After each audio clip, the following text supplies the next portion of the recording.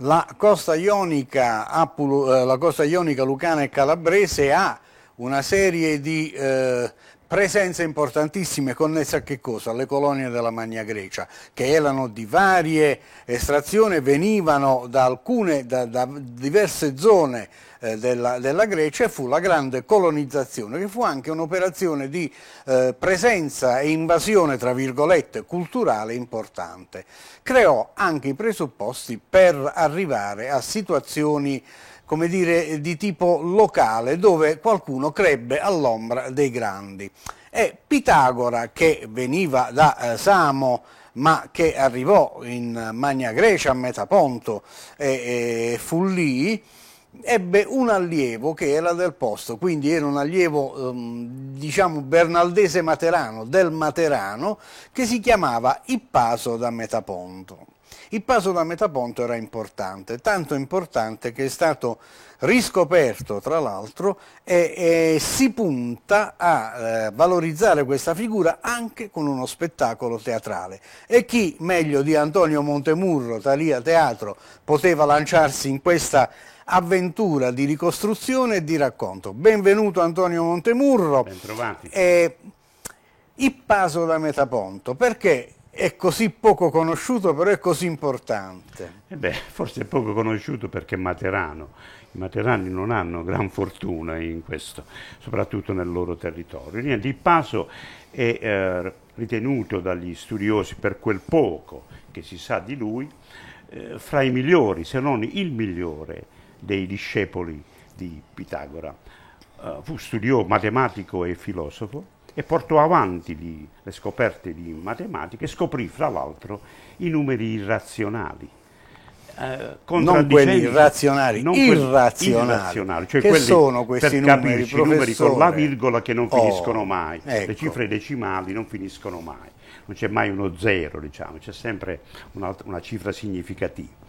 I numeri irrazionali, aprendo così le porte a un concetto nuovo per la matematica, quello di infinito. Ma aprendo anche le porte a una grave polemica, grossa polemica con conseguenze incredibili. E come sai benissimo, Pitagora era quello dell'ipse dixit, cioè quando una cosa l'aveva detta Pitagora era quella e non c'era possibilità veruna di discussione.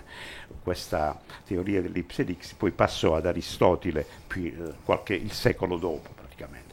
E niente, manco a farla apposta, Ippaso sfrutta proprio il teorema di Pitagora, in cui viene una radice di 2 e un numero che moltiplicato per se stesso di A2 è 1,41, 42 e così via, e quindi mette in crisi il sistema pitagorico.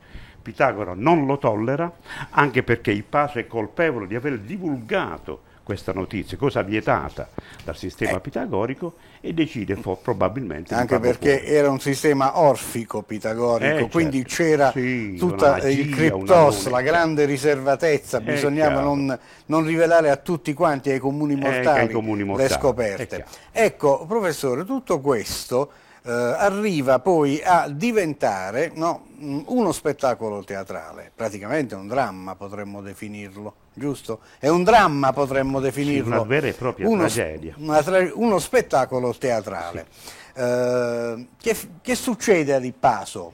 Ippaso viene praticamente eliminato da Pitagora, che è odiato oltre che da Pitagora anche dagli altri allievi, ovviamente gelosi della sua bravura, come capita spesso a chi è più veloce. Il destino è quello di essere sgambettato, no? Come accade nel calcio, e così accadeva anche allora. E niente, praticamente io poi, approfittando del fatto che su Ippaso si sa pochissimo, ovviamente io faccio teatro e non storia, c'è una parte romanzata in cui, perché non anticipo proprio per non togliere allo spettatore il gusto della scoperta, ed è bello assistere a questo spettacolo, io lo consiglio perché ha delle grandi motivazioni didattiche. Tra l'altro vedo che ci sono moltissimi dei componenti di Thalia Teatro presenti e pronti, e quindi saranno lì che interpretano ruoli interessanti all'interno di tutto questo percorso drammaturgico, insomma, perché poi purtroppo non è una storia come dire, a lieto fine o No, allegra, no. è una storia. Il teatro serve per riflettere, non serve solo per divertirsi. Sì. Antonio Montemurro, quando sono quando ci sono gli appuntamenti? Ecco, noi debuttiamo martedì 30 luglio a Metaponto al teatro, c'è un teatro che si chiama Castello di Torremare al borgo di Metaponto, dove c'è uno spazio, diciamo, che stiamo allestendo per questa manifestazione. C'è stato veramente in un primo momento il desiderio di proporre questo spettacolo al Tempio di Era, le cosiddette tavole palatine. Sì. Lì sarebbe stato il suo, diciamo, dove addirittura qualche archeologo suppone che Pitagora proprio al Tempio di Era abbia dato lezioni di matematica ai suoi discepoli. Quindi per noi si suppone. Non abbiamo fotografie. Non abbiamo né registrazioni. Siamo al VI secolo avanti Cristo, quindi 2600-2500 anni fa, quindi non abbiamo purtroppo non abbiamo precise prove.